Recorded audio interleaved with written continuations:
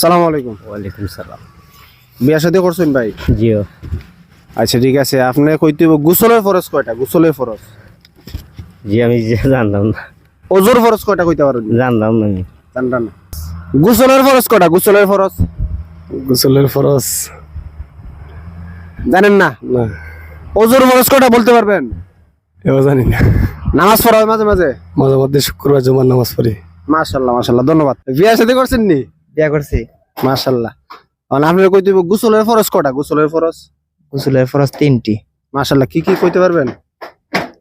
কুলি করা, নাকে পানি দেওয়া, সমস্ত শরীর ধৌত করা। মাশাআল্লাহ মাশাআল্লাহ, উত্তরটি সঠিক হয়েছে ভাইয়ের। আসেন, ভাইয়ের জন্য একটা পুরস্কার আছে, আসেন। আচ্ছা ভাই, আপনি খুব সুন্দর করে গোসলের ফরজ 3টা কইছেন, আমরা খুবইও আমাদের পক্ষ থেকে সামান্য হাদিয়া আপনার জন্য।